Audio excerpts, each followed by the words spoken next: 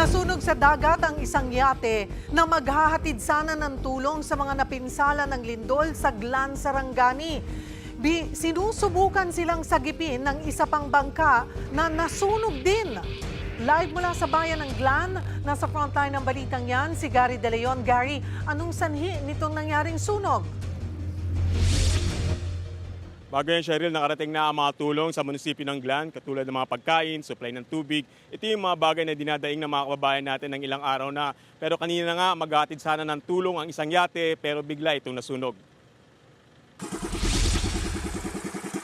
Maghahatid sana ng tulong sa mga napinsala ng lindol, ang yate na yan, nang matupok ito ng apoy sa dagat na sakop ng Glan, Sarangani. Sa paunang ulat ng Philippine Coast Guard, tinangkang tumulong ng isang bangkang pangisda, pero naabot din ito ng apoy at tuluyang nasunog. Nadamay ng gamay sa dako, may nag-rescue sa dako, na pinagkasunog, pero dako daw na. Sa huli, nailigtas ng Philippine Coast Guard ang lahat ng 10 sakay ng yate, pati na ang mga nasa maliit na barko. Papunta sana ang yate sa Barangay Margus sa bayan ng Glan, Sarangani, na isa sa pinakanapuruan ng magnitude 7.8 na lindol. 3 araw na isolated ang barangay, pero kahapon, nabuksan na muli ang mga kalsada roon. Nakarating na rin ang mga pagkain at maiinom na idinadaing ng mga residente.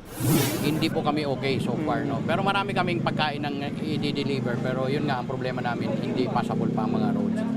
So we are trying to do our best.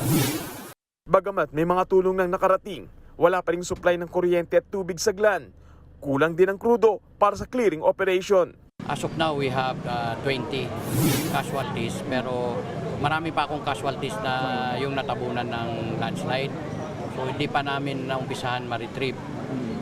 One of the reason is wala kaming fuel. Walang fuel kasi ang Glan kasi 3 days kaming na-isolate. So walang tanker.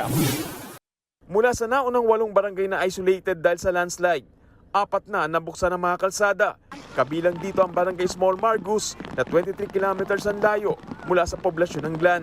Sa pagpasok dito sa Barangay Small Margus, sunod-sunod na landslide ang madadaanan ng mga motorista at mapapansin din na tila nakaurong pa ang tubig sa dalampasigan.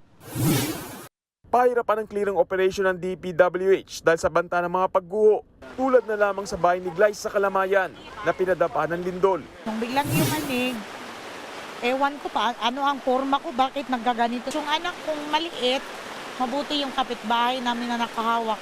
Malaking tao yun, pero natumba pa siya eh. Tapos biglang gumanon, pagtingin namin sa may kalsada, yung may bitak, sumabog na siya. Tapos itong mga bahay, ganyan na talaga yung forma. Tapos ang mga tao nag-iyakan na. Namundok ng 4 na araw ang pamilya ni Glyza dahil sa banta ng tsunami. Takbuhan na naman yung mga tao, walang mga dala-dala, ang iban may nadala.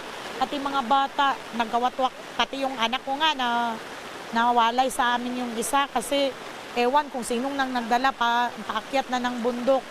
Oo, kasi takot kami sa tsunami eh. Nauna nang inalis ng PBOX ang tsunami alert, pero nagtataka sila kung bakit nakaurong pa rin ang dagat at hindi bumabalik sa normal. Hindi yung normal, kasi yung normal, dito din sa gilid dude. Tapos ngayon, hindi pa bumabalik eh, hindi pa daw bumabalik.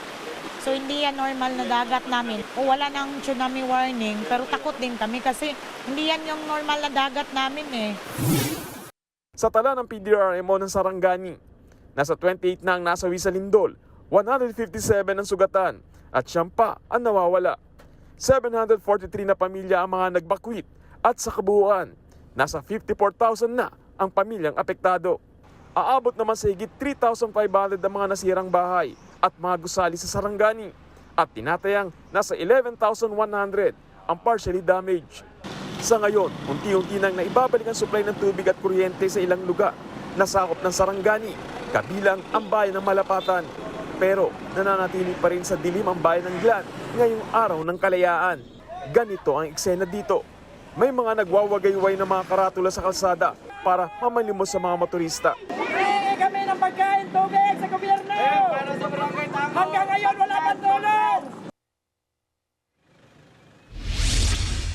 Cheryl, paglilinaw ng Coast Guard, sa 10 sakay ng yate, lahat naman ito ay nakaligtas, pero yung identification kung sino-sino yung mga ito ay hindi pa nila sinabi. At higit sa lahat, yung gagawin kasi ng yate na to ay galing to ng Jensan para maghatid ng mga bigas dito sa Sarangani. Pero yung detalye kung saan lugar dito ay hindi pa rin nila ibinibigay. Samantala, Cheryl, dumating dito ang grupo ng DICT para magkaroon ng temporary signal yung mga kababayan natin para makatawag na sa mga mahal nila sa buhay. Dumating din ang grupo ng AFP para sa dagdag na relief at susubukan daw ng LGU nitong Glan na maklear ang lahat ng mga kalsada bago dumating ang weekend. Cheryl. Maraming salamat, Gary De Leon. Mga kapatid, Cheryl Hosing po. Maging maalam at may pakialam sa mga napapanahong issue at headlines. Mag-follow at mag-subscribe na sa social media pages ng News 5.